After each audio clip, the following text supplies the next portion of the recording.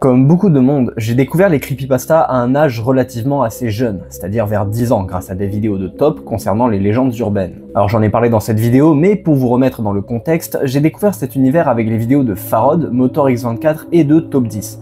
Ensuite j'ai exploré ce monde au fil du temps sur internet. Mais récemment, je me suis demandé quelle était finalement la creepypasta qui m'avait fait le plus peur, quelle est celle qui m'avait le plus marqué et dont je me souviendrai probablement pendant toute ma vie. Et pour répondre à cette question, je me suis remémoré les moments où je découvrais les creepypasta et je pense avoir trouvé la réponse à ma question. J'aimerais aujourd'hui vous parler de mon expérience vis-à-vis de la très célèbre légende urbaine nommée Suicide Mouse.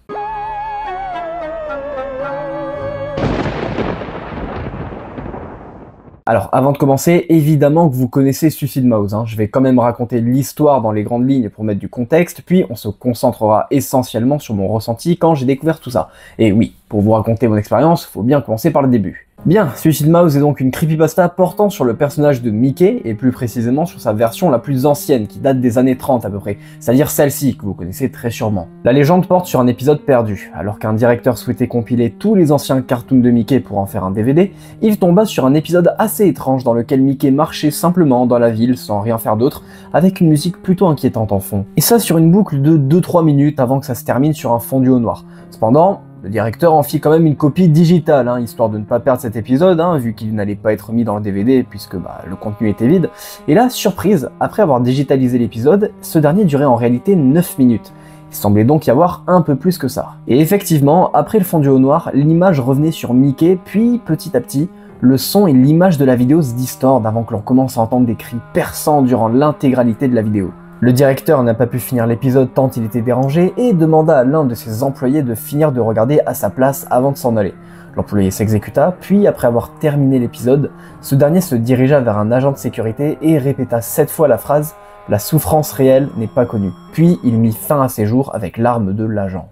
Voilà, donc déjà l'histoire elle m'avait mis assez mal, parce que mon point faible à moi c'était les vidéos ou photos réputées maudites dans le sens où lorsque tu les voyais, t'allais mourir. Mais bien évidemment, ce qui m'a vraiment fait peur, c'était la vidéo qui a été créée suite à cette histoire. Alors, faut savoir que des vidéos concernant Suicide Mouse, il y en a plusieurs, mais moi je vais parler de celle qui m'a le plus marqué, qui est sortie en 2010. Alors, je vais pas vous montrer le début car la musique est copyright, vous aurez l'image, mais bon, de toute façon le son vous le connaissez sûrement. Du coup, on va passer à la partie qui m'avait le plus terrifié, c'est-à-dire celle qui se passe après le fondu au noir où l'on entend les cris. Alors au début on peut entendre des sortes de bruits étouffés, puis ensuite les cris commencent à se faire entendre et bienvenue en enfer.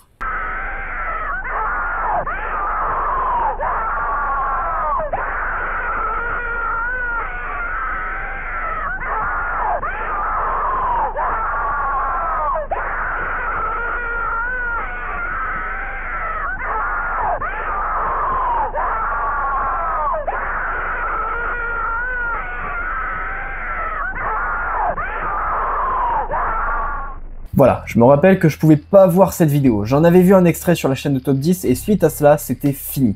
Pendant longtemps, je ne faisais que l'esquiver. Et je me rappelle même qu'une fois, je regardais la vidéo de Top 10 avec ma cousine et lorsque le passage de Suicide Mouse est arrivé, j'ai laissé seul devant l'ordi et je suis allé dans une autre pièce, le temps que ça passe. Voilà. Mais déjà, ce qui me mettait mal à l'aise, c'était le début. Alors, comme je l'ai dit, vous aurez pas le son, mais rien que la démarche de Mickey, déjà, moi, ça me faisait assez peur. Et ensuite, forcément, ce qui me terrifiait vraiment, c'était les cris déchirants que l'on peut entendre dans la dernière partie de la vidéo.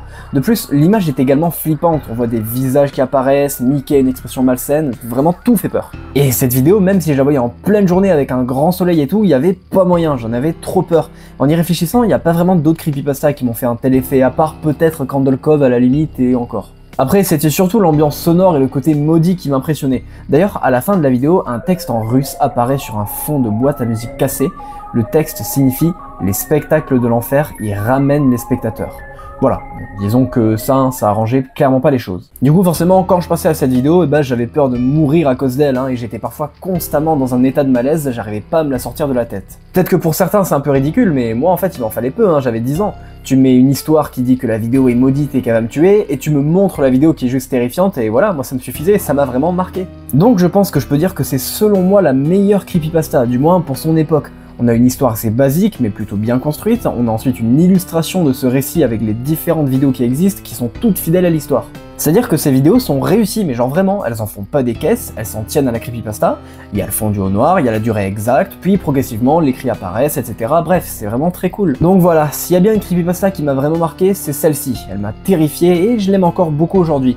Et vous alors, c'est quoi la creepypasta qui vous a le plus touché? Et voilà, c'est la fin de cette vidéo. Alors oui, elle était courte, mais c'est parce que je prépare la très grosse vidéo d'Halloween qui arrivera du coup jeudi prochain. Alors là, peut-être que certains vont se dire que cette vidéo a pas trop d'intérêt, mais elle en a un pour moi, c'est-à-dire qu'il fallait que je vous parle tout simplement de mon ressenti face à cette creepypasta, parce qu'elle m'avait quand même bien marqué quand j'étais petit. N'hésitez pas à partager, liker, commenter et bien évidemment vous abonner si vous voulez me soutenir. Je vous dis donc à jeudi prochain pour la vidéo d'Halloween, portez-vous bien, salut!